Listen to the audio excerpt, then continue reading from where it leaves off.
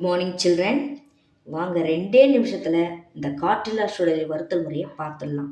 உங்களுக்கு ஈஸியாக flow chart போட்டு நடத்தியிருக்கேன். 2 நிமிஷம்தான். காற்றில்லா சூழலில் வறுத்தல் எவ்வகையான தாதுக்களுக்கு இந்த காற்றில்லா சூழலில் வறுத்தல் முறை பின்பற்றலாம்? படிக நீரை கொண்டுள்ள தாதுக்களுக்கு மற்றும் கார்பனேட் தாதுக்களுக்கு இந்த முறையை பயன்படுத்தலாம். இதில் என்ன பண்ணுறாங்கன்னா, இந்த அடர்ப்பிக்கப்பட்ட கார்பனேட் தாது அல்லது அடர்ப்பிக்கப்பட்ட படிநீரை கொண்டுள்ள தாதுக்களை நன்கு வன்மையாக வெப்பப்படுத்துகிறாங்க.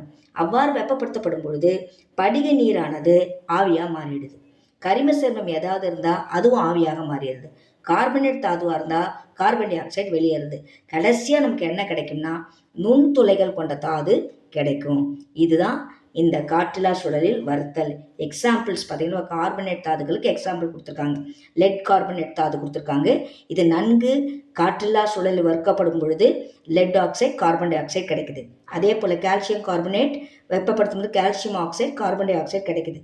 ஜிங்க் கார்பனேட் போடும்போது zinc oxide carbon di oxide கிடைக்குது. இதே போல் மெக்னீஷியம் கார்பனேட் கால்சியம் கார்பனேட் இருந்ததுன்னா அதோட ஆக்சைடுகளாக மாற்றப்பட்டு கார்பன் டை ஆக்சைடு வெளியேற்றப்படுகிறது. படிக நீரை கொண்டுள்ள தாதுக்களாக இருந்தால் அதில் இருக்க படிக நீர் நீராவியாக மாறுது. அவ்வளோதான் பிள்ளைங்களா. தேங்க்யூ. சப்ஸ்கிரைப் பண்ணுங்கள், ஷேர் பண்ணுங்கள், லைக் பண்ணுங்கள். அதை விட ஹாப்பியாக அதை படிங்க. ஈஸியாக 2 நிமிஷத்தில் மனசில் பதிஞ்சிடும். Thank you children.